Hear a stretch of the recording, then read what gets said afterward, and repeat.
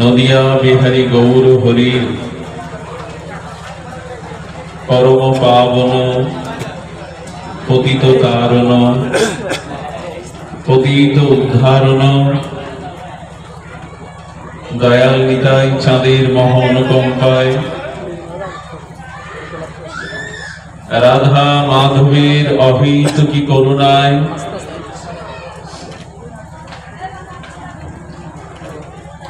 শ্রী শ্রী কেশব ব্রতের এই পবিত্র ব্রত মাসে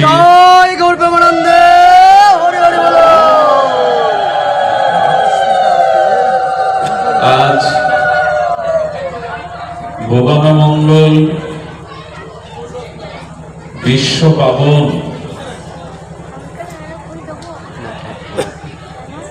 শ্রী শ্রী হরিনাম রাখো তো মালা নিয়ে রাখো শ্রী শ্রী হরিনাম সংকীর্তন মহাযজ্ঞে আজ মহা সুমঙ্গল মাঙ্গলিক অধিবাস শ্রী পর্ব। এই পর্বে দেব ভবনে সাংবাৎসরিক শ্রী শ্রী অক্ষয় তৃতীয়া উপলক্ষে যে নাম সংকীর্তন যজ্ঞের মিলন মেলার শুভ আয়োজন, সেই আয়োজনে শুভ সন্ধিক্ষণে মহামহেন্দ্রক্ষণে বৈশাখের বাদল ঝরা মেঘাচ্ছন্ন রাত্রির প্রথম প্রহরে আমরা উপস্থিত হয়েছি কিছু হরি কথা, ভগবানের দিব্য নাম রূপ লীলা কথা শ্রবণ কীর্তন করে মনুষ্য জীবনের যে সার্থকতা, মনুষ্য জীবনের যে অনাবিল প্রাপ্তি শান্তি, সেটি প্রাপ্তির নিমিত্তে আমরা এসেছি। আবহাওয়া প্রতিকূল হতে পারে, কিন্তু আমাদের মানসিকতা যেন প্রতিকূলতা না যায়। হরিকথা কোলাহলের মধ্যে আস্বাদিত হয় না। যতটুকু পারি শারীরিক ক্লেশ কষ্ট স্বীকার করে হরিকথা অমৃত পানের জন্য মানসিক প্রস্তুতি নিন। সেই মানসিক সুপ্রস্তুতির পূর্বে শ্রী গুরুপাদ পদ্মে পরার্ধ কোটি দণ্ডবত প্রণতিপূর্বক নামযজ্ঞের যিনি মহাসেবাচার্য ভাটপাড়া জগন্নাথ দেবে মহান আচার্য, তার শ্রীপাদ পদ্মে দণ্ডবত প্রণতি জ্ঞাপন পূর্বক মহাপ্রভুর প্রিয় অনুরাগী শুদ্ধ ভক্তজন, সুধীজন, জ্ঞানীজন, মহতজন, শ্রদ্ধাশীলা ধর্মশীলা কল্যাণিয়া মাতৃগণ সকলের চরণে সশ্রদ্ধ দণ্ডবত প্রণতি। আজ নাম মহিমায় বলা হলো মধুর মধুর মেত মঙ্গলাং মঙ্গলানাম। শ্রী নামকে মধুর সাথে তুলনা করা হয়েছে। জাগতিক শতপদ সঞ্চিত মৌমাছিকৃত সঞ্চিত যে মধু, এ মধু সে মধু নয়। আচ্ছা, জগৎ সৃষ্টি যিনি করেছেন, কুসুমের বক্ষে যিনি মধু সঞ্চিত করেছেন, মৌমাছিরূপ প্রাণী সৃষ্টি করে সেই ফুলকে অখণ্ড রেখে মধু সঞ্চয়ের আস্তে মধু সঞ্চয়ের যিনি প্রেরণা দিয়েছেন, এই বাতাসে মধু, চন্দ্রে মধু, মাতৃ স্নেহে মধু, পিতৃ বিনয়ে মধু, স্ত্রীর প্রণয়ে মধু, কুসুমের পক্ষে মধু, চন্দ্রের বুকে যে সুধা মধু, এই মধুর উৎস কোথায়? ফুলের মধ্যে যে মধু, চন্দ্রের যে সুধা মধু, প্রণয়িনী স্ত্রীর অধরে যে মধু, মায়ের স্নেহের মধ্যে যে মধু, হৃদয়ে ভালোবাসা প্রেমের মধ্যে যে মধু, এই মধুর উৎপত্তি কোথায়, উৎস কোথায়? বাতাসে মধু, আকাশে মধু, পাখির কণ্ঠে মধুকরিত সুর, এর উৎস কোথায়? এই সমস্ত মধুর মধুর মধুর মঙ্গলম মধু একমাত্র ভগবান থেকে এসেছে। এই জন্য জগতের মধু পান করলে তার মিষ্টতার স্বাদ কিছুক্ষণের মধ্যে চলে যায়। জগতের কোন পঞ্চামৃত, জগতের কোন মধু পান করলে পান কি অনবরত করা যায়? মধুপান জগতে পান করলে কিয়ৎ সময়ের মধ্যে পুনরায় মধুপান করা সম্ভব হয় না। সচ্চিৎ আনন্দময় মধু হলো পরম ব্রহ্ম, পরম ভগবান সচ্চিদানন্দ। আর এই নাম হলো প্রকৃত মধু, কারণ ভগবান আর তার নাম অভিন্ন। এই জন্য বলছেন মধুর মধুর মেদম মঙ্গলাম। জগতের মধু পান করলে কি মঙ্গল হয় জানি না, কিন্তু ভগবান রূপ মধু পান করলে জীবের পরম মঙ্গল হয়, পরম কল্যাণ হয়। এটা মঙ্গল আনাম, এটা পরম মঙ্গল আনাম, মঙ্গলেরও মঙ্গল। একটু ধ্যান দিন।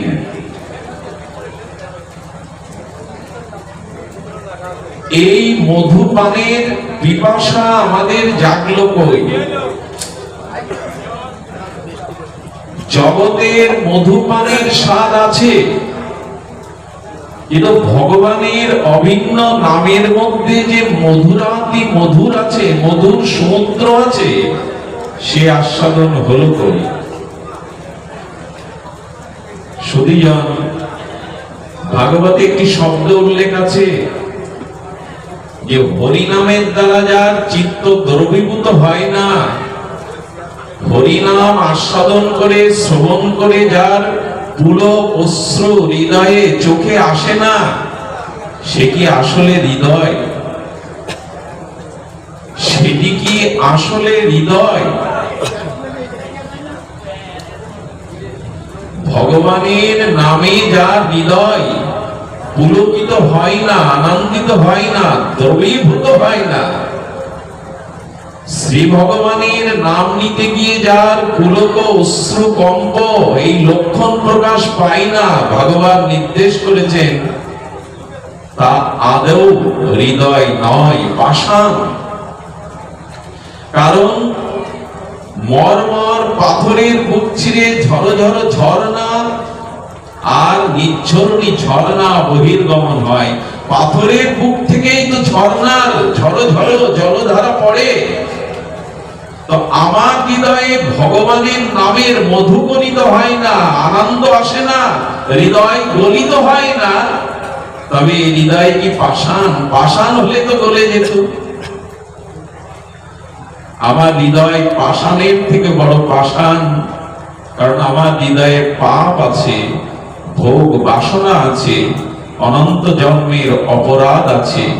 এই জন্য এই হৃদয়ে ভগবানের নাম শ্রবণ কীর্তনের দ্বারা দুর্বিভূত হয় না, হওয়া উচিত ছিল। মরমর পাথরের বুক চিরে যদি ঝর ঝর ঝর্ণা প্রকাশ হয়, তবে আমাদের হৃদয়েও ভগবানের নাম শ্রবণ কীর্তনের দ্বারা, তার অনন্ত মহিমা মাধুর্য দ্বারা বিগলিত হওয়া উচিত ছিল, হয়নি। পাপ অপরাধ জন্ম জন্মান্তরের ভোগ বাসনার দ্বারা। এখন এই হৃদয় বিগলিত হবে একমাত্র নামে।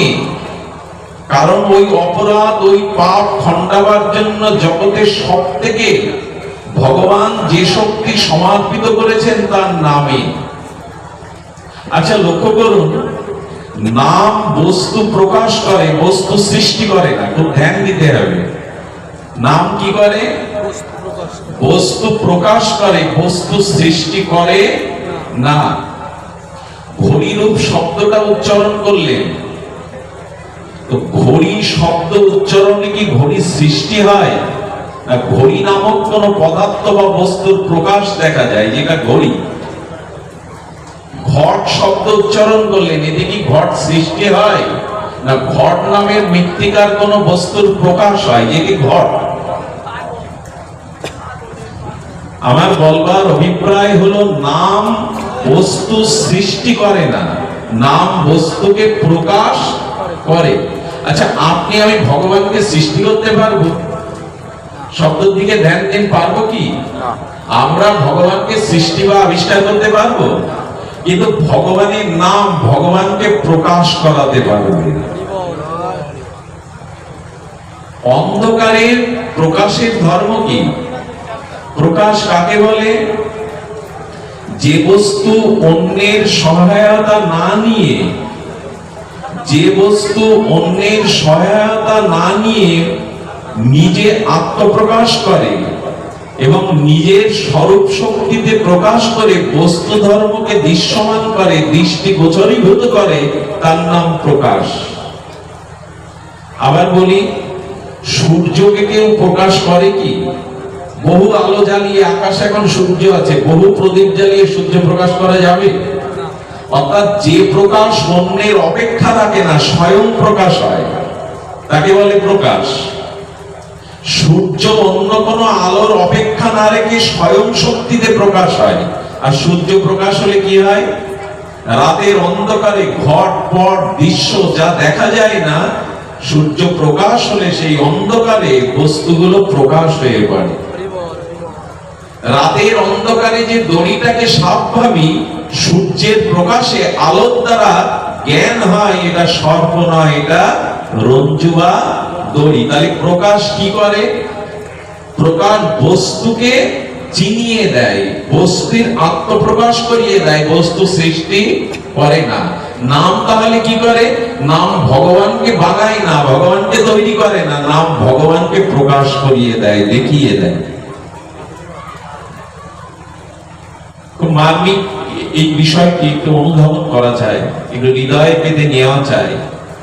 আচ্ছা, আমাদের হৃদয়ে ভগবান আছেন কিনা আত্মারূপে? একটু কথা বলুন, আছে কিনা?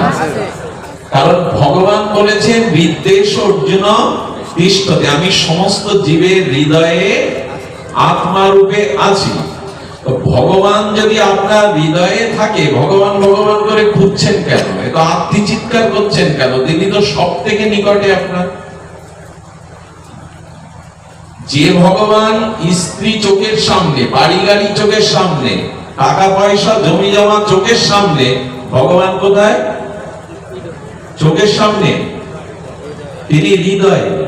খুব নেচে দুলে হেলে গুলে গায়, আমরা নেচে নেচে হৃদ মাজারে রাগবো গাই, তো মেতে ওঠে। হৃদ মাজারে যে রাখবেন, রয়েছেন তো তিনি, তো তাকে প্রকাশ করতে পেরেছেন, তাকে দেখতে পেয়েছেন। হৃদয়ে ভগবান আত্মরূপে অবস্থান করছেন। আমার সর্বোত্তম হৃদয়ে সর্বোত্তম নিকটে আছেন, কিন্তু তাকে প্রকাশ করবার, তাকে জানবার, তাকে উপলব্ধি করবার ক্ষমতাটা একমাত্র তার নাম আর তার গুণগাথাই প্রকাশ করে, অন্য কোনো ক্ষমতা নাই। ভগবানকে প্রকাশ করেন তার নাম। ঘট আপনি চিনতেন না, ঘট শব্দটার দ্বারা ঘট আবিষ্কার হলো না, ঘট নামক বস্তুটা আপনি চিনলেন। তো নাম ভগবানকে প্রকাশ করায়। প্রকাশ আমাদের মধ্যে তখনই হবে, ভগবান রয়েছে কিন্তু প্রকাশ হচ্ছে না। কেন? নামে রুচি নাই, নাম গ্রহণ করেনি।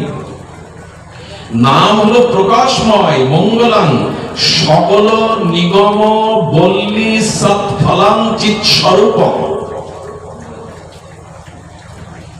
যত রকমের সৎ মঙ্গল ফল জগতে আছে, যত রকমের চিদানন্দ আনন্দময় পরম কল্যাণময় ফল প্রাপ্তি আছে, সেটা একমাত্র শ্রী নামের দ্বারাই প্রাপ্ত পাওয়া যায়। যত সব ফল, তপস্যা, যাগ, যজ্ঞ, তীর্থ, পর্যটন দ্বারা যে ফল লাভ হয় না, হরিনাম সেই সকল সব ফল দান করতে পারে। নাম মহিমাটা না জানলে নামের প্রতি রুচি কোনোদিন আসবে না। আপনি যে পাথরটা পেয়েছেন কুড়িয়ে, সেই পাথরটা ছিল পরশ পাথর, সেই পাথরটা ছিল চিন্তামণি পাথর। কিন্তু পাথরে অজ্ঞতা থাকার দরুন আপনি সাধারণ পাথর মনে করেছেন। পরে যদি কেউ এসে কোন স্বর্ণকার, কোন জহুরি এসে বলে এটা সাধারণ পাথর নয়, এটা চিন্তামণি, একটা পরশমণি, তবে কালকে যে সাধারণ নুড়ি পাথর ভেবেছিলেন, আজকেও কি পাথরটাকে সেই জ্ঞান করবেন? করবেন কি? শিশুদের খেলতে দেবেন যে পাথর নিয়ে খেলা কর? অর্থাৎ নামের স্বরূপ, নামের তত্ত্ব যেদিন জানবেন, সেদিন নামকে আর সাধারণ মনে হবে না, ভগবানের থেকেও প্রিয় মনে হবে। তার মানে নামের রুচি না হওয়ার কারণ হলো নামের তত্ত্বটা জানা নাই। সেই নামের তত্ত্ব কি? সকল নিগম বল্লী সৎফলম। নিগম মানে বেদ, বেদান্ত, শ্রুতি, স্মৃতি, শাস্ত্রে যত ফলের কথা বলা আছে, এই যজ্ঞ করলে, এই তীর্থ পর্যটন করলে, এই কর্ম করলে এই ফল হয়, সমস্ত বেদাদি শাস্ত্রে সমস্ত সৎফল দান করতে পারে একমাত্র নাম। এটা কত মহিমা, এটা কত মহিমা নামের। চিৎ স্বরূপম। নামকে জড় ভাবলে ভুল হবে, অক্ষর ভাবলে ভুল হবে। নাম হলো চিৎ স্বরূপম। বিদ্যুতে হাত দিলে ক্ষমা করবে আপনার? শিশু অবুঝ হয়েও আগুনে হাত দিলে ক্ষমা করবে? তেমন নাম হলো চিৎ স্বরূপ, চেতন স্বরূপ। নাম ক্রিয়াশীল। কোন বস্তু ক্রিয়াশীল হতে গেলে তার ভিতরে চিৎ শক্তি থাকতে হবে। বিদ্যুতের চিৎ শক্তি আছে বিধায় আলোর প্রকাশ ঘটছে। বিদ্যুতের চিৎ শক্তি আছে বলে টেলিভিশনের পর্দায় ছবি দেখতে পাচ্ছেন।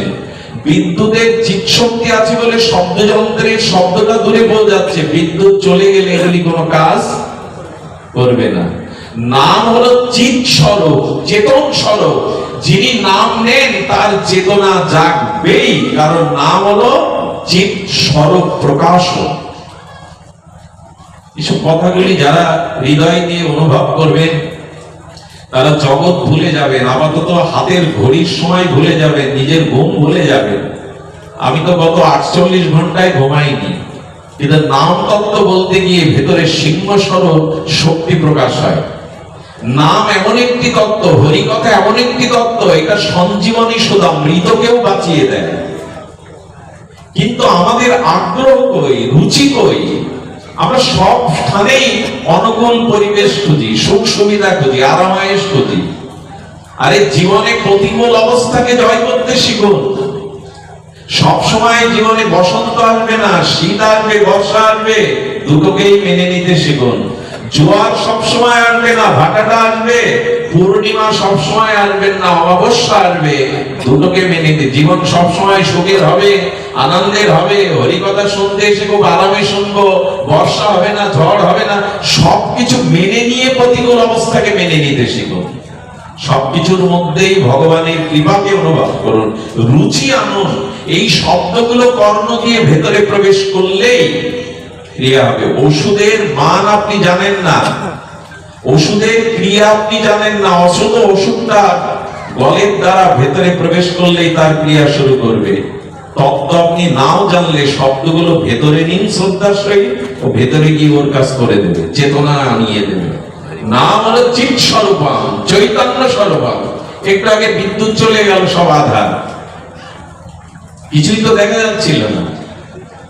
জেনারেটর বা বিদ্যুৎ শক্তি এলো, আবার প্রকাশ হয়ে গেল। তার নাম হলো ভগবানের কাছে, যে ভগবান অন্তরালে আছেন, চোখের আড়ালে আছেন, তাকে চিৎ শক্তির দ্বারা প্রকাশ ঘটিয়ে দেয় নাম। চিৎ স্বরূপম সক্রিদপি পরিগীতম শ্রদ্ধায়া হেলায়বা। এই চিৎ স্বরূপ, চৈতন্য স্বরূপ, মঙ্গল স্বরূপ, পরম আনন্দ স্বরূপ, সচ্চিদানন্দ স্বরূপ ভগবানের নাম হেলাই বা শ্রদ্ধায়, হেলাই বা শ্রদ্ধায় যেই নিয়ে নেয়, হেলাই বা শ্রদ্ধা। আচ্ছা, হেলাই বলছে কেন? আপনি যে বীজ খেতে ছড়াচ্ছেন, যে বীজ থেকে ফসল হবে, এই বীজ যদি উল্টো হয়ে পড়ে, সব বীজের মুখ তো আর ছড়াতে গেলে সোজা হয়ে পড়বে না। যদি উল্টো হয়ে বীজ পড়ে, তবে উল্টো বীজ থেকে অঙ্কুর হয়ে উপরের দিকেই উঠবে। বীজ ফেলতে ভুল হলো, বীজ ওলট পালট হয়ে পড়লো, কিন্তু যখন অঙ্কুর হবে উপরের দিকে উঠবে কিনা? তার মানে হরিনাম আপনি হেলায় বা শ্রদ্ধায় যেভাবে নেন ও প্রেমাঙ্কুর হবেই হবে, যেভাবে ফেলে এটি যে কোনো ভাবে যদি ভেতরে যায়, শ্রদ্ধায় বা হেলাইয়া। এখানে অনেকের মন ব্যস্ত হয়ে গেছে বৃষ্টিতে, হয়তো বা বসার ভালো জায়গা পাচ্ছে না, হয়তো তার মানসিক বিচলিত আসছে, বাড়িতে যাওয়ার যানবাহন পাবে না। এরকম করেও যদি বিচলিত হয়েও যদি কিয়ক্ষণ এখানে দাঁড়িয়ে এই নামময় শব্দ তার কর্ণে যায়, হেলায় বা শ্রদ্ধায়, কি বলেছেন ভৃগ বড় বলছেন নরমাত্রং তারায় তো কৃষ্ণ নাম, হেলায় শ্রদ্ধায় যেভাবেই নাম নিক, এই নাম তাকে একদিন না একদিন জগৎ থেকে তরিয়ে দেবেই, একদিন তাকে তারণ করবেই। আমি বলছিলাম নাম প্রকাশ, নাম চিৎ স্বরূপ প্রকাশক। আচ্ছা, ঘরের মধ্যে প্রদীপ জ্বাললে দেয়াল ভেদ করে বাইরে আলো আসবে? কথা বলুন, আসবে না। আচ্ছা, যদি বাইরে আলো জ্বালেন, দেয়াল ভেদ করে ভেতরে আলো প্রকাশ ঘটবে? কিন্তু ঘরের এমন একটা পজিশন আছে, জায়গা আছে, যেখানে প্রদীপ জ্বাললে ভেতরে বা বাইরে দুটোই আলোকিত হবে। সেই জায়গাটা কোথায়? চৌকাঠে বা দরজার মাঝখানে। এই তো একটু লক্ষ্য করুন তো, নিরাকার ভগবান আমার হৃদয়ে আছে, অর্থাৎ এই হৃদয়ে আছে, আর সাকার রূপ ভগবানের বিগ্রহ চোখে আছে, অর্থাৎ ঘরের মাঝখানটা হলো জিহ্বা, হৃদয়ে নিরাকার ভগবান আর চোখে বিগ্রহ ভগবান। দেখছি তো রাধা মাধবের বিগ্রহ, কিন্তু আলোটা যদি জিহ্বায় জ্বালেন, মাঝখানে জ্বালেন, হরি নামের প্রদীপ আলোক শিখা যদি জ্বালতে পারেন, ভেতরের ভগবানও প্রকাশ হবে, চোখের সামনে ভগবানও প্রকাশ হবে। কিন্তু দুঃখের বিষয়, চোখে ভগবানকে দেখি, হৃদয়ে ভগবান আছেন মানি, জিহ্বায় আলো জ্বালেনি, হরি নামের আলো জ্বালেনি। হবে কি? তুলসীদাস গোস্বামী বললেন, চৌকাঠে প্রদীপ রাখো, বাইরেটাও আলোকিত হবে, ভেতরটা। এত জানলাম শুনলাম, নামের রুচি হলো না। আচ্ছা, আজ সারাদিনে 12 ঘন্টায় নিঃশ্বাস মানুষ 21,600 বার, সাধারণ সুস্থ মানুষ দিনে রাতে নিঃশ্বাস প্রশ্বাস প্রত্যাহার গ্রহণ করে। কয়বার? 21,600 বার। আচ্ছা, 21,600 বার নিঃশ্বাস গ্রহণ করে প্রত্যাহার এবং গ্রহণ করেছি। এই নিঃশ্বাস প্রশ্বাস সাথে কয়বার নাম নিয়েছি দিনে? 21,000। আচ্ছা, আপনি নিঃশ্বাসকে ছুটি দিতে পারবেন? আজ শুক্রবার তোমার ছুটি। জিহ্বাকে খাদ্য 12 ঘন্টা না দিন, জল 6 ঘন্টা না খান, সবাইকে ছুটি দিন, নিঃশ্বাসকে ছুটি দেওয়া যাবে? ছুটি দিলে বাঁধবেন আপনি? নিঃশ্বাস যখন তার ক্রিয়া প্রতিক্রিয়া স্বাভাবিকভাবে করছে, আপনি ঘুমিয়ে পড়লেও তো নিঃশ্বাসের গতাগতি চলে। সাধকরা বলছেন কি, এক কাজ করো, নদীর কোন অনুকূল স্রোতে একটা কিছু ভাসিয়ে দিলে, নদীর কোন স্রোতের তরঙ্গে কিছু দিলে ওটা ভাসতে ভাসতে চলে যায় নাকি? কখনো গলে যায় নাকি? তার নিঃশ্বাসটা তরঙ্গ হচ্ছে। এক কাজ করো, ওই নিঃশ্বাসের মধ্যে নামটা ছেড়ে দাও। ওই নামটা যদি ছেড়ে দিতে পারো, নিঃশ্বাস প্রশ্বাসের নাম যদি তরঙ্গায়িত হতে থাকে, এই নামের তরঙ্গে একদিন ভগবানের কুলে, নদীর কুলে যেমন নদীর স্রোত ওই বস্তুটাকে নিয়ে ফেলে তরঙ্গা হয়ে, নিঃশ্বাস প্রশ্বাসের তরঙ্গে নাম নিতে নিতে একদিন গোবিন্দ চরণেই পৌঁছে দেবে। 21,600 বার নাম নেওয়া যেত, কবার নিয়েছি আমরা? নিজের কাছে প্রশ্ন করুন। আমি আমার দিকে যদি আনন্দ তুলি, 21,600 বার নাম নেওয়ার ক্রিয়া চলছে, না চাইলেও নিঃশ্বাস চলছে। আপনি আমি কবার নাম নিয়েছি? পাখিও মাঝে মাঝে, তোতা পাখিও মাঝে মাঝে রাধা কৃষ্ণ জয় গুরু, হরে কৃষ্ণ জয় নিতাই বলে। পাখি যে বলি বলালে বলে, আর সারাদিন এমন মানুষ আছে একবারও রাধা মাধবের নাম নেই। কি করে মঙ্গল চাই, কি করে উদ্ধার চাই, কি করে নিজের কল্যাণ প্রার্থনা করি আমরা? এই জন্য বলি এমন মধুর মধুর পরম মঙ্গল বস্তু ভগবান দিলেন নামে, অথচ নামে রুচি হলো না। এই জন্য রুচিটা আনতে হবে। হরি কথার অভিপ্রায় হলো এই, নামে রুচি আনতে হবে। নামে রুচি কাদের হয়েছে বোঝা যাবে কি করে? শুনুন রূপ গোস্বামী সেই অদ্ভুত শ্লোক, শ্লোকটা শুনলে পরম আনন্দ পাবেন। তুণ্ডে তাণ্ডবিনী রতিং বিতুনতে তুণ্ডা বলিলাধ্যায়ে। এই শ্লোকটা যে কতবার মহাত্মারা এই রস নিষ্কাশন করেছেন, আস্বাদন করেছেন। কর্ণ কোড় করম্বিনী ঘটায়েতে কর্ণ অদ্ভুত স্পৃহাং চেতন প্রাঙ্গণ সঙ্গিনী বিজয়তে সর্বে ইন্দ্রিয়াং কৃতিং নো জানে জনিতা কিয়া অদ্ভুতম কৃষ্ণেতি বর্ণোদয়। রূপ গোস্বামী বলছেন, কি বলছেন? তুণ্ডে তুণ্ডাবলী লব্ধায়। উনি বলছেন আমার জিহ্বা কেন হরি নামে তুণ্ড তাণ্ডবিনী নৃত্য করে না? জিহ্বা তো এত কথা নৃত্য করে। আচ্ছা, জিহ্বায় শব্দ উচ্চারণ করতে গেলে জিহ্বা নৃত্য করে কিনা? না। জিহ্বা নড়ে কিনা? কথা বলতে গেলে জিহ্বা নড়ে কিনা? তার মানে জিহ্বা নৃত্য করছে, তরঙ্গায়িত হচ্ছে।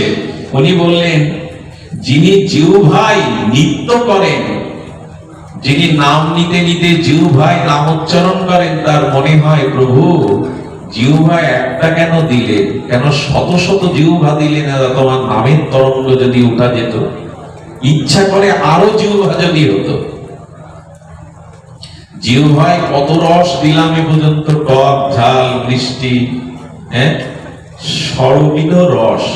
রস কয়েক প্রকার, টক ঝাল মিষ্টি নোনতা তিতো, সর্ববিধ রস। কত রস দিলাম, কিন্তু হরি নামের রস এখনো আস্বাদন হলো না। কোন ভালো খাদ্য দেখলে জিহ্বায় লালসা আছে, কোন কামিক পুরুষ সুন্দরী রমণী দেখলে তার জিহ্বায় লালা আসে, ভগবানের নামে জিহ্বায় রস এলো না। এটা কত বড় ব্যর্থতার পরিচয়। আপনাদের কথা বলছি না, আমার। কোন লভ্য বস্তু দেখলে, আচ্ছা তেঁতুল তেঁতুল কদবেল যদি 10 বার বলি জিহ্বায় লালা আসবে কিনা? তেঁতুল বলুন, বারবার দেখবেন জিহ্বায় লালা আসছে।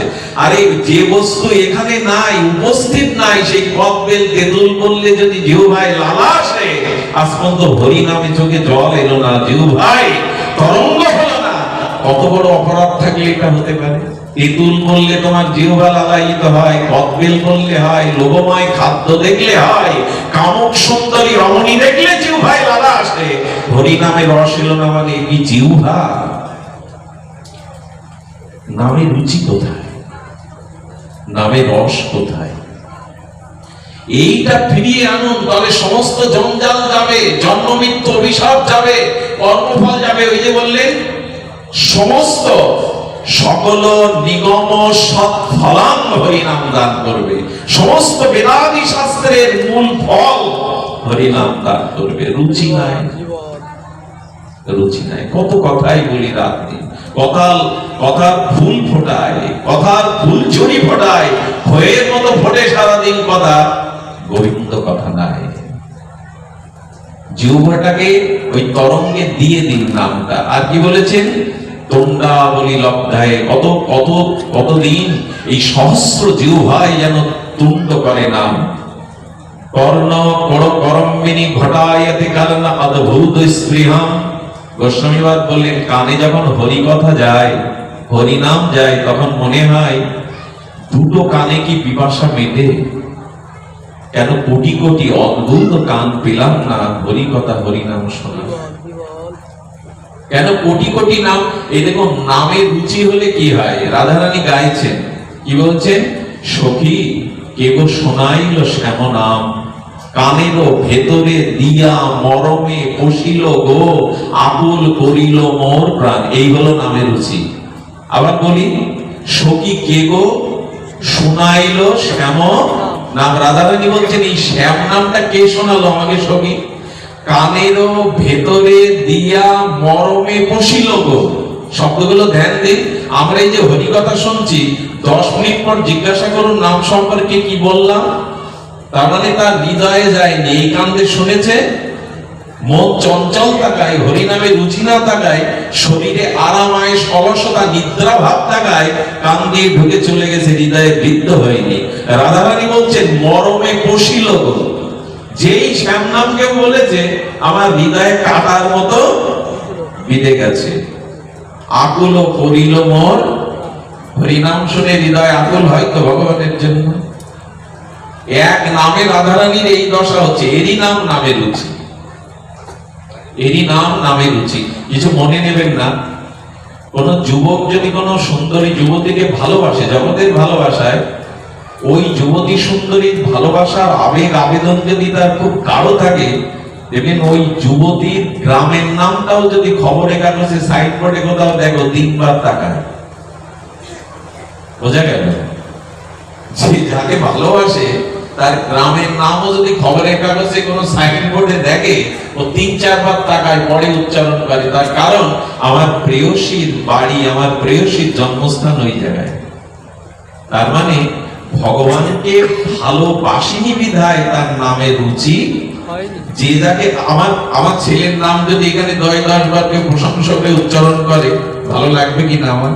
আমার কোন প্রাণ প্রিয়, কোন প্রিয় ব্যক্তির নাম যদি এখানে বারবার ঘোষণা করা হয়, আমার ভালো লাগবে কিনা? একটু কথা বলুন। আপনার নাম ধরে যদি এখানে আমি প্রশংসা করি, যেমন আপনার নামে যদি এখানে আমি কোনো প্রশংসা সূচক কথা বলি, আপনি যতই বলুন আমার নাম বলবেন না, আমার প্রশংসা করবেন না, হৃদয়ে কিন্তু একটা ভালো লাগা আপনার আসবেই। তার মানে ভগবানের নামে রুচি ভালোবাসা সেই দিনই আসবে যেদিন আপনি ভগবানকে ভালোবাসতে পেরেছেন। আসলে ভগবানকে ভালোবাসা আমার হয়নি, এই জন্য তার নাম 1000 বার হলেও হৃদয়ে আনন্দ জাগে না। এই ভালোবাসার জন্য বললেন, কবে তোমার নামে, কবে তোমার নামে কর্ণ অদ্ভুত স্প্রিয়ম, কবে পিপাসা জাগবে যে কত কোটি গান পাবো তোমার। বেশিক্ষণ বলবো না, এই শ্লোকটার উপর একটু আলোচনা শুনুন। চেত প্রাঙ্গণ সঙ্গিনী, এই শব্দটা বড় মার্মিক, হৃদয়ে আনন্দ জাগবে। আচ্ছা, কারো স্ত্রী যদি খুব মনোজ্ঞা হয়, সুন্দরী হয়, গুণবতী হয় এবং প্রেয়সী হয়, খুব ভালোবাসার আশ্রয় আধার হয়, কোন রাগের কারণে বললেন তুমি বেরিয়ে যাও, বাড়ি থেকে বেরিয়ে যাও, আচ্ছা হতেই পারে কোন পুরুষ অভিমান করে রাগ করে হঠাৎ বলে সে যাও, বেরিয়ে যাও। আচ্ছা, ও যদি ব্যাগটা গুছিয়ে চলে যেতে থাকে, ও যেতে দেবে? ও যেতে দেবে কি? আর ও ব্যাগ গুছিয়ে কি যাওয়ার জন্য যাবে? বলে ও আমার এত বড় কথা বললো, যেমন আবার সেদে সেদে ফিরা। ওরও যে যাওয়ার ইচ্ছা তা নয়। তাতে কি হয় জানেন? ও যতই বলুক হাত জোর করে যেও না, ওটা বলতে হয়, বলেছি যেও না। তার মানে এখানে বলছেন যে তো প্রাঙ্গণ সঙ্গিনী, হরিনামকে যারা মনোজ্ঞ সুন্দরী স্ত্রীর মতো সঙ্গিনী করে নিয়েছেন, সঙ্গিনী করে নিয়েছেন, তিনি নামকে মাঝে মাঝে চলে যেতে বললেও নাম তার প্রাঙ্গণ থেকে যায় না, নাম তার আশ্রয় থেকে যায়। খুব ভালোবাসার মানুষকে যদি 2-4 বার বলেন যাও চলে যাও, মুখ দেখবো না চলে যাও, মন বলে কি? যেতে দিতে চাই কি? হরিনামকে যারা সহধর্মিণী মতো, প্রেয়সীর মতো ভালোবেসে হৃদয় প্রাঙ্গণে রেখে দিয়েছে, ওই হৃদয় প্রাঙ্গণ থেকে আপনি নামকে চলে যেতে বললেও নাম যাতে চায় না। হৃদয় প্রাঙ্গণ সঙ্গিনী, শব্দের মধ্যেই আনন্দ, শব্দের মধ্যেই রস। শব্দকে ভালোবাসুন, শব্দই ব্রহ্ম, শব্দই জগতে প্রকাশ করে। এই জন্য বললেন বিজয়তে সর্বেন্দ্রিয়ং কীর্তিং। আপনি লক্ষ্য করুন, বৃক্ষের মূলে জল দিলে যেমন শাখা পোশাখায় আলাদা করে জল দেওয়ার প্রয়োজন হয়, 3 দিন বুভুক্ষ ক্ষুধার্ত মানুষ চোখ তাকাতে পারছে না, পা তুলতে পারছে না, হাত তুলতে পারছে না, কানে শুনতে পারছে না, তাহলে অন্ন ব্যঞ্জন গুলো কানে দিতে হবে, চোখে দিতে হবে, হাতে দিতে হবে। কোথায় দিতে হবে বাবু? উদরে। আর বৃক্ষের মূলে জল ঢাললে শাখা পোশাখা আলাদা করে দেওয়া লাগবে? লাগবে কি? লাগবে না। তো ক্ষুধার্ত মানুষ 3 দিন বুভুক্ষ, চোখ চাইতে পারছে না, কান দিয়ে ভালো শুনতে পাচ্ছে না, তো বলি তরকারি কানে দিলে চোখে দিলে তো অন্ধ হয়ে যাবে। দিতে হবে কোথায়? তো ভগবান এখানে কি বললেন? সর্ব ইন্দ্রিয়ং কৃত্তিং। তোমার চোখ, কান, নাক, মুখ, মন, যত ইন্দ্রিয় আছে, এদের সফলতা হবে হৃদয়ে যদি ভগবানের নাম নিয়ে দাও। জলটা গোড়ায় দাও, শাখা পোশাখা পেয়ে যাবে। খাদ্যটা পাকস্থলীতে দাও, তাহলে চোখ কান নাক মুখ আবার ইন্দ্রগুলি সফল হবে। এখানে কি বলছেন, সর্ব ইন্দ্রিয়াঙ্কিতে বিজয়ত, সমস্ত ইন্দ্রিয়গুলি মঙ্গলময় হয়ে উঠবে তাদের যদি ভগবানের নাম দিয়ে দাও। রুচি হলো না, এত জানার পরে, এত বলার পরে রুচি হলো না। বারবার এই কথাটা আসছে কেন জানেন? কিছু কিছু ছবিতে, সিনেমায় একটা সংলাপ বারবার বলে, যে সংলাপটা খুব চালু হয়ে যায়। আমার যেন মনে হচ্ছে বারবার ফিরে এসে বলতে, রুচি হলো না, আমার রুচি হলো না। এত কিছু তো শুনছি, জানছি, নামে রুচি হলো না। কি দুর্দৈব আমার, কি দুর্দৈব আমার, রুচি হলো না। তো বললেন, নো জানি জানিতা, রূপ গোস্বামী বললেন, আজ পর্যন্ত কেউ জানে না কৃ এবং স্ন, এই কৃষ্ণ দুই বর্ণদ্বয়ের মধ্যে কি মধুরতা, কি প্রেম মিশানো আছে, আজও কেউ জানে না। কৃষ্ণ কৃষ্ণ এই দুটি বর্ণদ্বয়ের মধ্যে কি আছে, আজও জানা হলো না। আর কবে জানবো? সেই একই কথা, মরে গেলে বলহরি কি আপনার জন্য দেবে? মরে গেলে বলহরি এটা আপনার জন্য দেবে? আপনার সেদিন বলহরি 20 বার বললেও কাজে দেবে না। মারা গেছেন, শুনবে কে? তার মানে আজ বলহরি বলো, আজকে হরি বলো, একদিন সময় আসছে আর বলবার জন্ম পাবে না, আর বলতেও পারবে না। আজকে বলছো না কেন? তুমি থেমে আছো কেন? মারা যাওয়ার পর তো বলতে পারবে না। যতই পেছনে বলো হরি বলো, তোমার ঘাড় নড়বে আর জিহ্বা নড়বে না। এবার বলো, তোমারও তো ওই দশা, আমারও তো ওই দশা আসছে, শ্মশানে নিয়ে যাওয়া, ওই একই পথ দিয়ে নিয়ে যাবে, একই ভাবে আগুনে পোড়াবে। এবার বলো। জিহ্বাটা আগে আসে না দাঁত আগে আসে? আমাদের শরীরে কি আগে আসে, দাঁত না জিহ্বা? আচ্ছা, আগে জিহ্বা আসে, যায় আগে যায় কে? দাঁত চলে যায়, জিহ্বাটা কিন্তু থেকে যায়। তাহলে জিহ্বাটা ভগবান দিয়েছেন জন্ম থেকে মৃত্যু পর্যন্ত, যে অসুস্থ হয় না, যে সব সময় তাকে চুল চলে যায়, চোখের দৃষ্টি চলে যায়, দাঁত চলে যায়, সব পরে এসে আগে যায়। কিন্তু যে তোমার আগে এসেছিল সেও তোমার সাথে আছে। এই জন্য এই জিহ্বাটা ভগবান দিয়েছেন শুধু তার নাম গ্রহণের জন্য, স্থায়ী করে দিয়েছে, সেটাকে কাজে লাগা। না, রুচি হলো না, রুচি হলো না। হলো কি করে? জিহ্বায় নাম নিত্য করে না, হৃদয় প্রাঙ্গণে সঙ্গিনীর মতো নাম সাথে থাকে না, নিঃশ্বাস প্রশ্বাস নামের গতাগতি আর চলে না। এই জন্য বলছে নাম প্রকাশ ঘটিয়ে দেয়। কিন্তু কিন্তু কিন্তু 3 বার বলছি, বাড়ি হাতিয়ে এনে, কি আনে? বাড়ি হাতে এনে যদি সুরে একটা ঝাড়ু দিয়ে বলেন, তুমি আমার উঠান ঝাড়ু দাও, এদিকে হাতির কাজ, এই জন্য হাতি পোষা লাগে। বোঝা যায় কথা? হাতির সুরে ঝাড়ু দিয়ে বললেন, তোমার ডিউটি আজ থেকে বাড়ির আঙিনা ঝাড়ু দেওয়া। আমাদের দুর্দশা তাই হয়েছে, এই জন্য নাম থাকতেও, নামের পূর্ণ শক্তি থাকতেও কৃপা পাচ্ছি না। শব্দ দিকে ধ্যান দিন। হাতি পুষে কেউ ঝাড়ুদারের মতো কাজ করতে রাখে না, হাতির কাজ আলাদা। আমরা কি করেছি জানেন? আচ্ছা, তার আগে বলিনি, এখানে ক্ষুধা লেগেছে, 2টো রুটি দরকার। এখানে রুটি কেউ ফ্রি ফ্রি আপনাকে দেবে দোকানে কিনতে গেলে? তাহলে রুটির মূল্য বেশি না ওখানে টাকার মূল্য বেশি? কোনটার মূল্য বেশি? টাকা দিলে রুটি দেবে তো। এখানে টাকাটা বড় হয়ে যাচ্ছে, কিন্তু টাকা থাকতেও যদি রুটি না থাকে,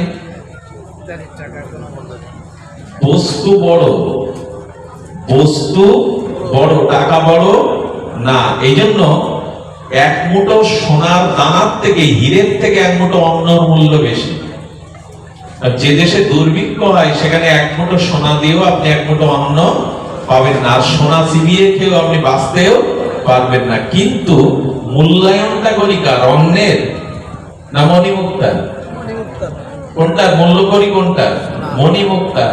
আমাদের নামের বেলাও একটা জীবনের সব থেকে বড়, নামের বেলা একটা ভুল সিদ্ধান্ত আমরা নিয়ে বসেছি। খুব মন দিয়ে কথাটি শুনুন, যারা নাম প্রচার করেন, নাম কীর্তন করেন, নাম দেন, তাদের উদ্দেশ্যে কথাটা খুব গ্রহণযোগ্য। সেটি হলো, হাতিকে বাড়িয়ে এনে কখনো ঝাড়ুদারের কাজ করানো উচিত নয়। হাতির কাজ আরো বড়। এমনি নামকে সামনে রেখে যারা নিজের সুনাম চায়, অর্থ চায়, আয় করতে চায়, তারাও হাতি ডেকে এনে ঝাড়ুদারের কাজ করাচ্ছে। বোঝা গেল না কথা?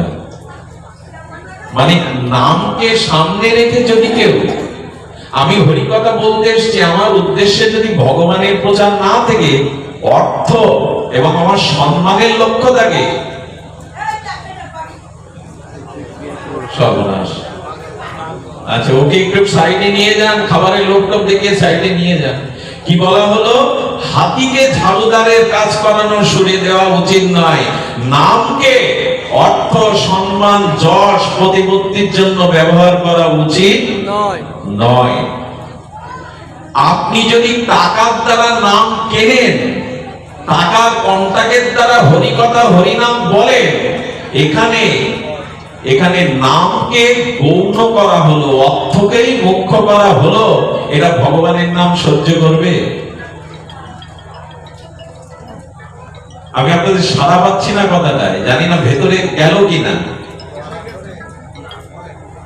নামকে গৌণ করে যদি অর্থকে মুখ্য করা হয়, নাম প্রভুর কাছে অপরাধ হবে কিনা? হবে কিনা কথা বলুন। নাম ভগবানের ঊর্ধ্বে, তাকে যদি, হাতিকে যদি ঝাড়ুদারের কাজ করানো যায়, উচিত হয় কি? আচ্ছা, আপনার বাড়ি আত্মীয় এসেছে, খুব স্বনামধন্য আত্মীয়, তিনি সম্মানী জ্ঞানী, তাকে বলবেন কি আমার বাথরুমটা পরিষ্কার করে দিন? নাম করছি কেন? প্রভু যাতে রোগ সারে, প্রভু যাতে সম্মান বাড়ে, যাতে অভাব অনটন না হয়, নামকে এই কাজে ব্যবহার করতে হয়। কোন আত্মীয়কে ডেকে বলতে হয় আমার বাথরুম পরিষ্কার করে দিন? নাম ব্যবহার করতে হয় নিজের টাকা, যশ, খ্যাতির জন্য? নামের ব্যবহার হতে হবে নামীকে পাওয়ার জন্য, নামের প্রতি প্রেম আসার জন্য। বর্তমান নাম প্রচারের সব থেকে বিঘ্ন হচ্ছে এটাই, নামকে ব্যবহার করা হচ্ছে আমার সুনামের জন্য, আমার অর্থের জন্য, আমার যশ খ্যাতির জন্য। এই যোগ্য দিলে এই কল্যাণের লোক জানবে যে আমি একজন মহাজন, আমি দাতা, প্রতি বছর এত টাকা খরচ করে যোগ্য দেই। যেই নামের প্রতি এই ভাব এসে গেল, নামের থেকে আপনার সুনাম, আপনার অর্থ, আপনার যশ বড় করে ফেললে নামের চরণে অপরাধ হয়ে গেল। নামকে সত্যভামা দেবী কিনতে পারেনি। নামকে সত্যভামা দেবী কে? কৃষ্ণের প্রেয়সী। নারদ বলছেন কৃষ্ণকে আমি রেখে যেতে পারি, সত্যভামা কৃষ্ণকে দাড়ি পাল্লায় তুলে সোনা দানা দিয়ে কিনে নাও। বোঝা যায়? সত্যভামা দেবী নারদকে বলছেন আমি নিয়ে যেতে দেব না। নারদ তো চিরকাল বাঁধানোর লোক। নারদ বাঁধানোর লোক কেমন জানেন? নারদ সব জায়গায় দুর্ঘটনা ঘটায়, কিন্তু পরে ওটা সুঘটনা হয়ে যায়। নারদের সব ঘটনা প্রথমে দুর্ঘটনা মনে হয়, পরে ওটা সুঘটনা হয়ে যায়। নারদ বলছে কৃষ্ণকে কিনে নাও, বলে বিক্রি হবে? বলে হ্যাঁ, সোনা দানা দিয়ে দাড়ি পাল্লায় তোলো, যদি তোমাদের সোনা দানা কৃষ্ণ নিতে পারো, দাড়ি উপরে ওঠে, কৃষ্ণকে আমি রেখে যাব। ভগবানও বললেন নারদের লীলা দেখি চেয়েছে, দাড়ি টানানো হলো, কৃষ্ণকে বসানো হলো। সত্যমা দেবীর গর্ব কি? আরে টন টন সোনা আছে তার গায়ে, হ্যাঁ, সেই রাজকোষ থেকে যত সোনা দানা দাড়ি দেয়, কৃষ্ণের দাড়ি আর ওঠে না। এই সব দিয়েও ওঠে না। নামকে কখনো অর্থের দ্বারা কিনতে চেয়েও না। নাম বিক্রির জিনিস না। নাম ভগবানের উপরে, তাকে কখনো নিজের যশ, খ্যাতি, প্রতিষ্ঠা, অর্থ এর বিনিময় করতে যেও না। এইখানে কলিযুগের মানুষের একটা অপরাধ চলে আসছে, নামকে গৌণ করা হচ্ছে। আর এটা যেমন কি জানেন, বড় দল উঠলে লোক বেশি হয় নামের। আমাদেরও চিন্তা ভাবনা দেখুন, যখন খুব বড় দল ওঠে, 70,000 টাকার দল, 80,000 টাকার দল, তখন দেখবেন এখানে আর জায়গা দিতে পারবেন না। কিন্তু পরে যে লোকটা প্রসাদ ভোজি, যে লোকটা সদ আচরণ করে, প্রতিদিন তিলক মালা নেয়, তার কণ্ঠে হয়তো রাগ রাগিনী নাই, তিনি নাম করতে থাকলে এখানে লোক থাকে না, কারণ এর রাগ রাগিনী নাই, এর কণ্ঠ নাই। আপনি নামকে বিচার করে ফেললেন যে ওর নাম মধুর, এর নামে ভেদ করে ফেললেন। নামে ভেদ করে ফেললেন। আচ্ছা, নামে ভেদ হয় না তার একটা দৃষ্টান্ত নিন। আপনি টাকাটা 100 টাকার নোটটা দুভাগ করলেন, চলবে কি? চলবে? কে মালপত্র দেবে? কিন্তু 1 ভরি সোনা 2 খণ্ড না 4 খণ্ড করে নিয়ে যান, তাতে চলবে কি না? চলবে কি না? নাম ভাগ হয় না। ও ভালো নাম করে, ভালো নাম করে, এই বিচার নয়। নাম নামই, আগুন আগুনই, বিচার করে বসেছে। অমুক দল না আনলে লোক হবে না, কি দুর্বুদ্ধি এসে গেছে আমাদের। এখান থেকে 40 বছর আগে ফিরে যান, ওই ঝাঁঝ বাজানো, করতাল বাজানো গ্রামের লোকগুলো 10-12টা দল আসতো, কি আনন্দ করে প্রসাদ পেয়ে মাথায় করে বাটা দিয়ে তাদের গাড়ি ভাড়া দক্ষিণা দিয়ে তারা আনন্দে চলে যেত। দুর্ভাগ্য, এখন ধনীদের কাছে ছাড়া যোগ্য করা সম্ভব নয়। নাম ভাগ হয়ে গেছে, নাম ভেদ হয়ে গেছে। নামের চরণে অপরাধ করলে নাম ক্রিয়া করবে না। এই জন্য গোস্বামীপাদ বলে দিয়েছেন বৃন্দাবন দাস ঠাকুর, কলমটা হৃদয়ে লিখে নিন, কলির জীব হরিনাম লইবে। কলির জীব, নামই তো প্রচার হচ্ছে চারিদিকে, কি হচ্ছে? হরিকথা নাম প্রচার হচ্ছে। কলির জীব হরিনাম লইবে, নাসিতে নাসিতে জীব নরকে মজিবে। সতর্ক হন, নাম সাধারণ কোন বস্তু নয়, একে আমাদের বিচার করে ভেদ করা উচিত নয়। নামের গুরুত্ব, নামের মহিমা, এটি ভাগবত আলোচনা ছাড়া, তত্ত্ব আলোচনা ছাড়া যাওয়া যায় না। এই জন্য শাস্ত্র বলছেন যে নামের গুরুত্ব আরোপ করো। দাড়ি উঠছে না, রুক্মিণী সত্যভামা কাঁদছে, নারদ কৃষ্ণকে রাখতে পারলাম না বলে। কৃষ্ণকে সোনা দানা টাকা দিয়ে কেনা যায় না। যদি কৃষ্ণকে বশ করতে চাও, চিরদিন রেখে দিতে চাও, সোনা দানা সরিয়ে দাও। চোখের জলে তুলসী পাতায় কৃষ্ণ নাম লিখে দাড়ির পাশে দিয়ে দাও, কৃষ্ণ বিক্রি হতে বাধ্য। কৃষ্ণ বিক্রি হতে বাধ্য। সত্যভামা দেবী চোখের জলে কৃষ্ণ নাম লিখে দাড়িতে দিলেন, কৃষ্ণ দাড়ি উঠে গেল। জয় জয় কর হলো এই কারণে, ভগবান অর্থের কাছে নয়, ভগবান ভক্তির কাছে বিক্রি হয়। কিন্তু আর ভক্তির দেখা নাই, বাহ্যিক চাকচিক্যই আমাদের সার হয়ে গেছে। আমি বারবার যে কথা বলবার চেষ্টা করেছি, নাম নিজে দিন, নাম জপ নিজে করুন। আমার খাদ্য অন্য কেউ খেলে আমার ক্ষুধা যাবে না, আমার ওষুধ আপনি খেলে আমার রোগ সারবে না। রোগটা আপনাকে সারাতে গেলে ওষুধটা আপনাকে খেতে হবে, ক্ষুধা নিবৃত্তি করতে গেলে খাদ্যটা আপনার মুখে তুলে দিতে হবে, হরিনামটা আপনাকেই করতে হবে।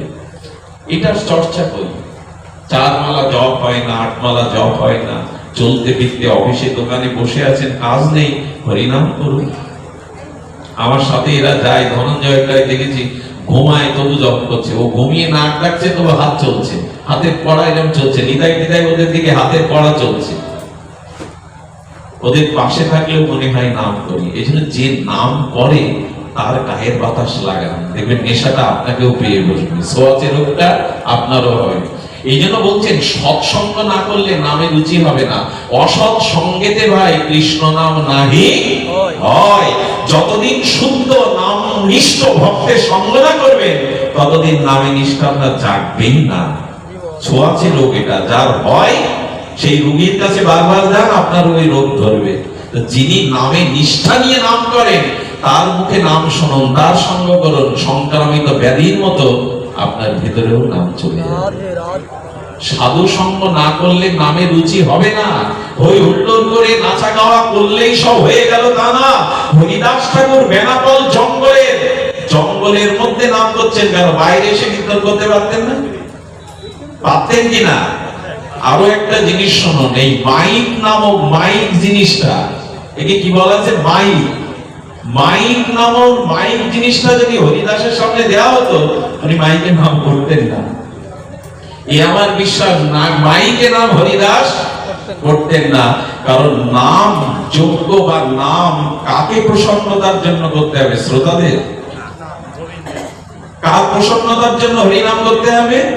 নামের জন্য। আমি যে নাম করছি এখানে যজ্ঞেশ্বর নামের যিনি অভিন্ন তত্ত্ব সেই ভগবান যাতে সন্তুষ্ট হয়।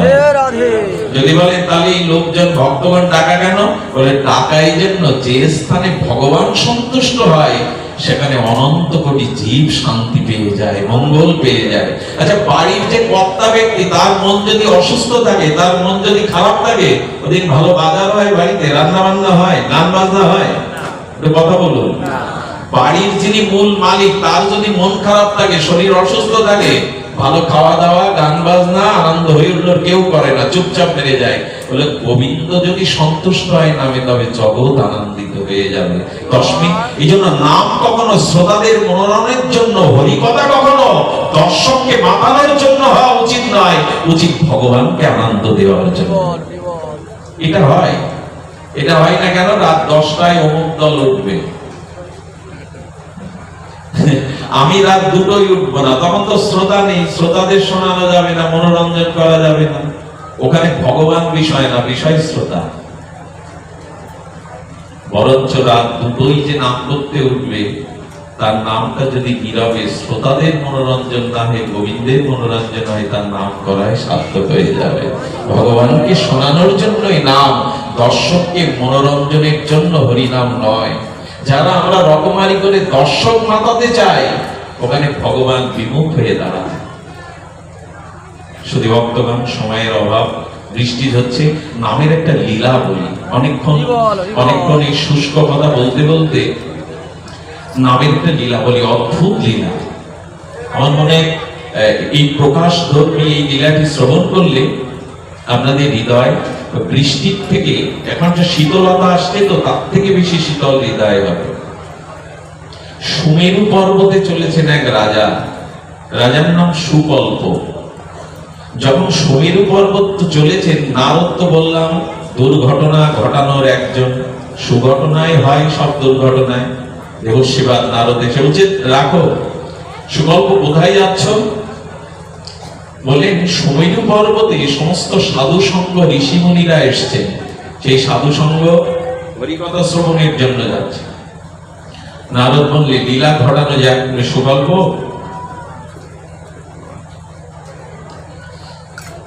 সমস্ত ঋষিদেরকে প্রণাম করবে, সাধুদের প্রণাম করবে, কিন্তু বিশ্বামিত্রকে প্রণাম করবে না।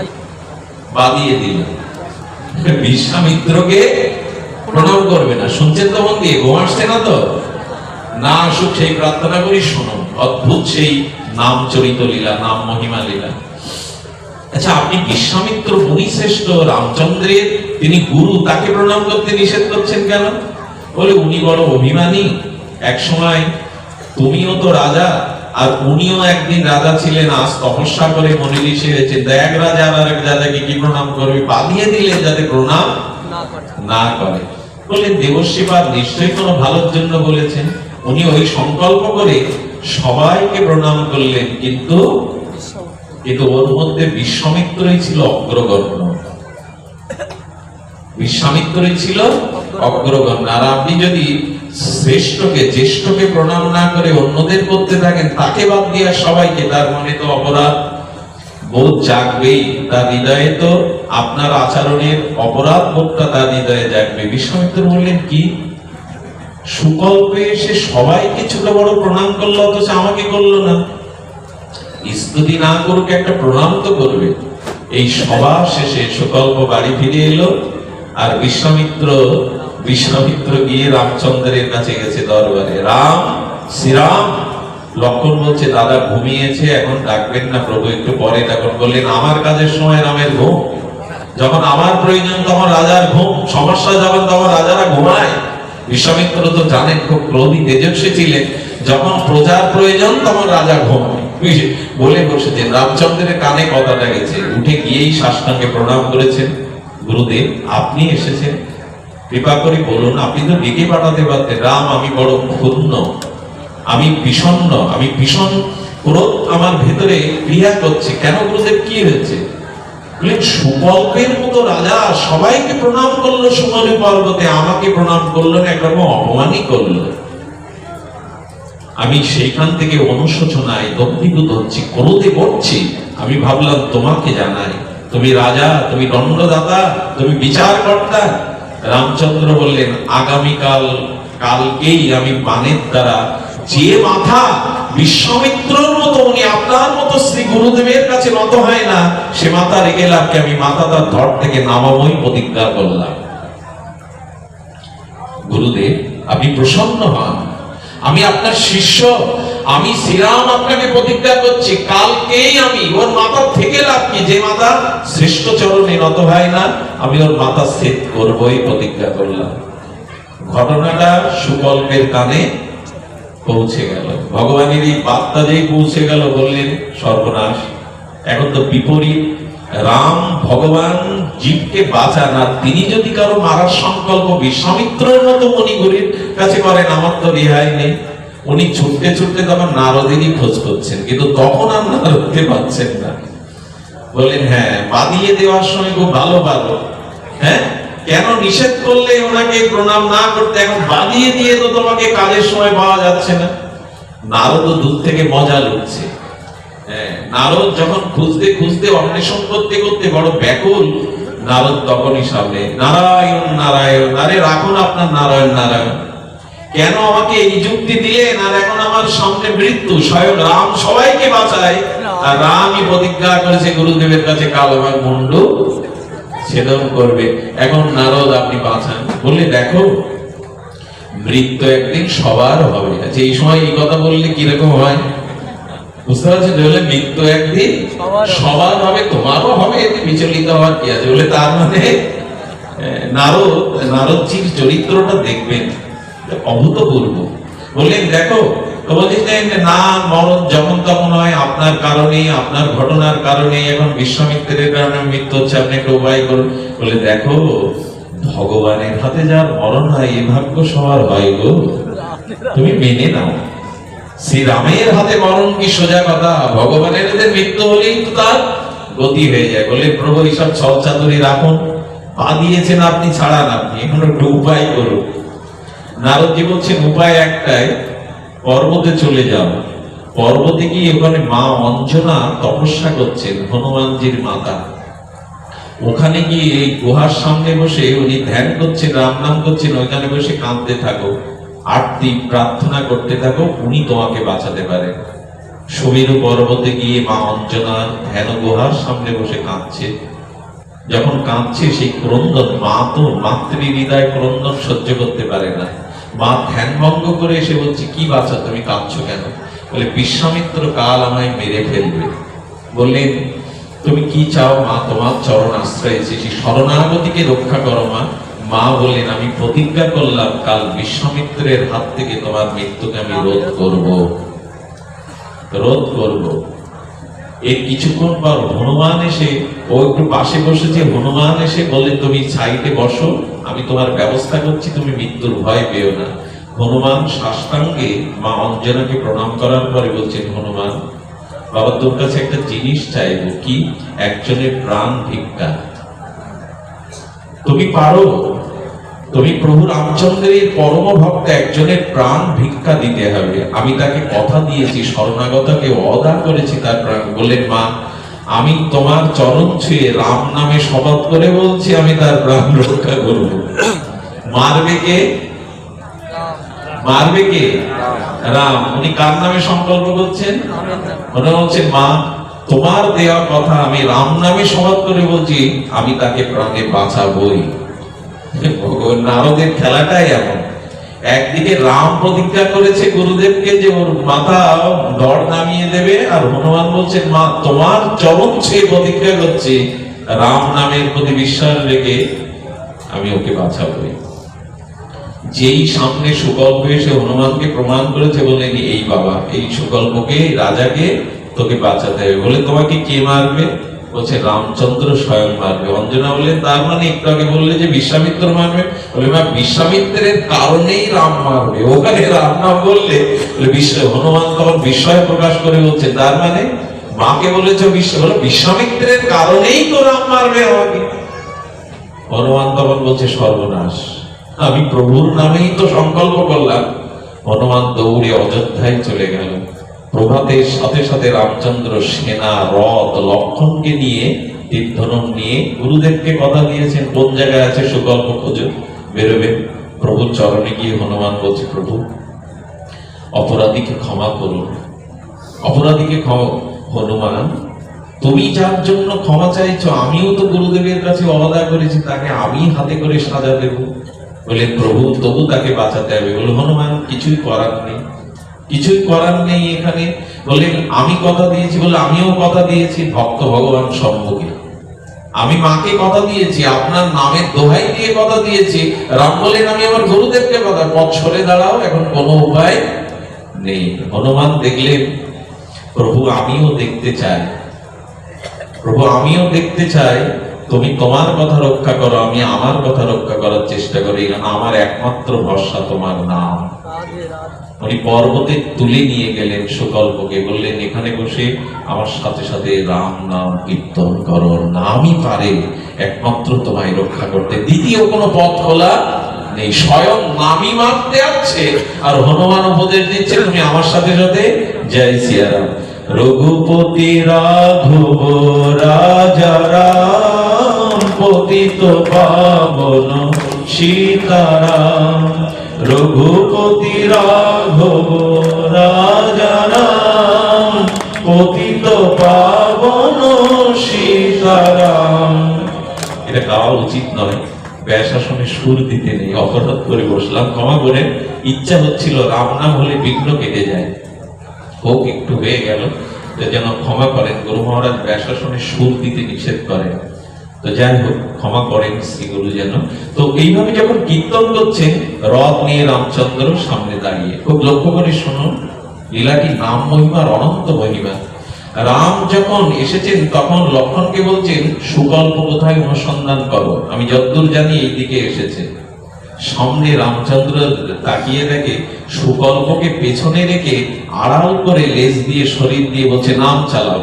সুকল্পার নাম করবে কি, রামের দিকেই দৃষ্টি চলে গেছে, নাম বন্ধ হয়ে গেছে। মৃত্যু যদি সাক্ষাৎ সামনে আসে আর নাম থাকে কি, হ্যাঁ আর নাম থাকে কি? রামকৃষ্ণদেব বলেছিলেন পরম পুরুষ টিয়া পাখিকে হরি বলা শেখাবে, হরে কৃষ্ণ শেখাবে। কতক্ষণ বলবে যেন, খাঁচার ভিতরে নিরাপদ অবস্থানে থেকে হরে কৃষ্ণ বলবে, কিন্তু যখন ছেড়ে দিয়ে বিড়াল ছেড়ে দেবে সামনে, তখন ট্যাটায় আসবে, হরে কৃষ্ণ আসবে না। আমরা বিপদে পড়লে মাঝে মাঝে ভগবানকে খুব ডাকি, পরিস্থিতির শিকার হয়ে ভগবানকে ডাকি, আবার পরিস্থিতি চলে গেলে আর ডাকি না। এটা স্বার্থপরের লক্ষণ। ভগবানকে সবসময় ডাকতে হবে, সুখে বা দুঃখে থাকো, গৃহে বা বনে থাকো, সদা হরি বলে ডাকো। তো সুকল্প মাঝে মাঝে নাম দিচ্ছে বাঁচার জন্য, রামকে সামনে থেকে রাম হনুমান বলছে কি গো, নামই তোমাকে বাঁচাতে পারে, আর কেউ না, তুমি নাম নাও। সাধু সঙ্গে যদি হরি নাম হয় তার ক্রিয়া কি দেখুন। রামচন্দ্র তখন বলছেন হনুমান সরে দাঁড়াও। হনুমান আড়াল করে দেখুন, আমি যতদূর জানি তোমার পেছনে আছে, সরে দাঁড়াও। বলে প্রভু যাকে আপনার নামে সংকল্প করেছি তাকে সরাতে পারি না, আপনি বাণ চালান, আপনি বাণ চালান। যাকে দিল আপনার নামেই সংকল্প করেছি তাকে কিছু দিতে পারি না। যতবার রামচন্দ্র বাণ নিক্ষেপ করছে, তার বাণ একে বিকেও তো লাগতে পারে, ততবার বাণগুলি নিষ্ক্রিয় হয়ে হনুমানের কাছে গিয়ে থেমে যাচ্ছে। কেন জানেন? যতবার রামচন্দ্রের বাণ চলে যাচ্ছে, যে বাণ রাবণ সহ্য করতে পারে না, সেই বাণ নিষ্ক্রিয় হয়ে পড়ে যাচ্ছে। কেন জানেন? হনুমানের নাম থেকে সুদর্শন চক্র প্রকাশ হয়ে রামের অস্ত্রকেও নিষ্ক্রিয় করে দিচ্ছে। হনুমানের নাম থেকে সুদর্শন চক্র প্রকাশ হয়েছে, আর সেই সুদর্শন চক্রের দ্বারা রামের প্রতিটা বাণ খণ্ডিত হয়ে পড়ে যাচ্ছে। রামচন্দ্র নির্বিকার। লক্ষণ দেখলেন প্রভুর প্রতিজ্ঞা রক্ষা হবে না যতক্ষণ হনুমানের ছত্র ছায়াতে সুকল্প। একটা নিবেদন করি, সৎসঙ্গের আশ্রয়ে থাকেন, ভয় নেই। শুদ্ধ ভক্তের আশ্রয়ে থাকেন, পড়ে যাবেন কিন্তু শেষ হয়ে যাবেন না। ভক্তকে আশ্রয় করে থাকুন। এই জীবনে আশ্রয়দাতা এক ভক্ত, ভক্তি আর ভগবান, দ্বিতীয় কেউ নেই। হনুমান বারবার বারবার রামচন্দ্র দেখছেন, সম্ভব নয়। লক্ষণ তখন দেখছেন প্রভুকে বিজিত করতে গেলে হনুমানের থেকে লোকে আলাদা করতে হবে। যেই না লক্ষণ একটু একটু ছল চাতুরি দিয়ে অন্যদিকে বাণ বর্ষণ করেছেন সুকল্পের দ্বারা। সঙ্গে সঙ্গে ওই যে একটু নাম ছাড়া হয়ে সুকল্প একটু ভয়ে ভয়ে পেছনে আছে, সেই বাণটা যেই নিক্ষেপ করেছেন হনুমান লক্ষ্য করে লক্ষণের বাণকে বুক পেতে দিয়েছে। যেই লক্ষণের বাণ শেষ অনন্তের বাণ হনুমানের বুকে গিয়েছে, হনুমান ব্যথা অনুভব করলেন। লক্ষণ তাকিয়ে দেখলেন রথের প্রতি রাম মসজিদে হয়ে পড়ে গেলেন। আমি বাণ মারলাম হনুমানকে, প্রভু কেন পড়ে গেল? প্রভুর কাছে গিয়ে দেখে প্রভু মসজিদ, প্রভুর চেতনা নেই। কেন জানে? হনুমানের বুকে তো রাম নামই আছে, ভগবানের নামই আছে। ওখানে হনুমানের মুখে লক্ষণের তীর বিদ্ধ হয়েছে রামেরই বুকে। এই হলো নামের মহিমা, এই হলো নামের অনন্ত মহিমা। ভগবান মসজিদ হয়ে যাচ্ছেন তার নামের বুকে অস্ত্র লক্ষণ মারাতে। লক্ষণ কাঁদছেন, প্রভু আমি কি করলাম, আমি কি করলাম, আমি কেন বাণ বর্ষণ করতে গেলাম? আমার জানা নেই তোমার নামের বুকে বাণ বর্ষণ করলে তোমার বুকে বিঁধে যায়। এই হলো নাম। লক্ষণ কোন উপায় না পেয়ে হনুমানের মূর্ছা ভঙ্গ করলেন। করে হনুমান এসে প্রভুর চরণে যখন রাম নাম বলতে লাগলেন, সেই নামের সংজীবনী সুধায় ভগবানও চেতনা ফিরে পেলেন। চেতনা ফিরে পাওয়ার সাথে সাথে হনুমানের মাথায় হাত দিয়েছেন। হনুমানের মাথায় হাত দিয়ে যখন আশীর্বাদ করছেন হনুমান, তখন বললেন, প্রভু চোখ বন্ধ করে বললেন, হনুমান তোমার নাম মহিমা অনন্ত, কিন্তু আমার কিছু করার নেই। আমার আজ গুরুদেবকে দেওয়া কথা তুমি সরে দাঁড়াও। যেই না মাথায় হাত রেখেছেন, প্রভু চোখ মুদ্রিত করে আশীর্বাদের ছলে হনুমান ছল করে কথা দিয়ে সুকল্পকে নিজে সরিয়ে ওই হাতটা সুকল্পের মাথায় দিয়েছে। হনুমান আশীর্বাদ করি তুমি নামের দ্বারা সুরক্ষিত হও। প্রভু চোখটা এবার খুলুন, আপনি আশীর্বাদ কাকে করছেন দেখুন। ভগবান দেখাচ্ছেন আমার থেকে আমার ভক্ত অনেক বড়, আমার থেকে আমার নাম মহিমা অনেক বড়। আমার প্রতিজ্ঞাও মাঝে মাঝে ভঙ্গ হয়, কিন্তু ভক্তের প্রতিজ্ঞা কখনো ভঙ্গ হয় না, নাম মহিমা কখনো নিষ্ক্রিয় হয় না। সঙ্গে সঙ্গে হাত সুকল্পের মাথায়। হনুমান তুমি পারো না এমন কিছু নেই, আমি যাকে মারবো আমার হাত তার মাথার উপরে দিয়ে তুমি আশীর্বাদ দেওয়াচ্ছ, ধন্য হনুমান তোমার। কিন্তু হনুমান আমার প্রতিজ্ঞা কি করে রক্ষা হবে? বললেন প্রভু আমি গুরুদেবকে আনায়ন করছি। বিশ্বামিত্র উপস্থিত হলেন হনুমানের আহ্বানে। এসে বললেন, প্রভু আপনি ক্ষমা করে দিন, প্রভুকে নির্দেশ করুন ক্ষমা করে দিতে। তখন সুকল্প ভয়ে ভয়ে বিশ্বামিত্রের চরণে পড়ার পরে বিশ্বামিত্র তখন বলছেন, আছে এই দুর্বুদ্ধি দাতাটাকে, তোমার পিছনে দুর্বুদ্ধিটা কে দিয়েছে? নয় সুকল্প আমাকে প্রণাম না করতে। বলে, প্রভু আর বলবেন না, আমার দোষ নাই, নারদ বাদিয়েছেন এটা। নারদ জি আপনাকে প্রণাম করতে বলে, এত বড় সাহস নারদের। যেই বলেছে, নারদ তো পেছনে নাটক পরিচালনা করছিল। নারদ নারায়ণ নারায়ণ বলে সামনে বলে, তুমি এই কাজ করেছো নারদ, তুমি বাদিয়ে দিয়েছ। রাম বলছে, নারদ তুমি এই কাজ করতে পারো না। বলো আগে আমার কথাটা শুনুন প্রভু। বলে কি কথা? কেন করলাম জানো প্রভু? আপনারাও শুনুন আমার বিশ্রাম কথা। বলেন, আমি জগতে যেখানে যাই সবার কাছে একটা প্রশ্ন আমার কাছে করে যে প্রভুর নামের মহিমা কি। তা আমি দেখলাম আমার ব্যাখ্যা করার থেকে আমি যদি জগতে ভগবানের নামের একটা দৃষ্টান্ত স্থাপন করতে পারি, লীলা স্থাপন করতে পারি, তখন এত উত্তর আর দেওয়া লাগবে না নামের মহিমা কি। প্রভু আজকেই তো এই লীলায় প্রমাণ হলো তোমার থেকে তোমার নামের শক্তি অনেক অনেক গুণ বেশি। তোমার নাম তোমার থেকেও রক্ষা করে প্রভু। এই লীলা জগতে প্রকাশ হলো। বিশ্বামিত্র হাসতেন, নারদ আনন্দ পেলেন, সুকল্প বেঁচে গেলেন, হনুমান জয়যুক্ত হলো, আর প্রভুর নামের জয়ধ্বনি উঠল চারিদিকে। আসুন আমরা এখানেই আগামী নাম যজ্ঞের শুভ আশীষ প্রার্থনা করে বিশ্রাম করে একটা নিবেদন। আপনারা এখানে লাইভ দেখছেন, মঞ্চ দেখছেন, এত পরিচিত ভক্তের মুখ দেখছেন, সেই সাজানো বাড়ি, সেই সাজানো ঠাকুর ঘর, সেই পুরোহিত, সেই আচার্য একজন কেবল এর মধ্যে নাই।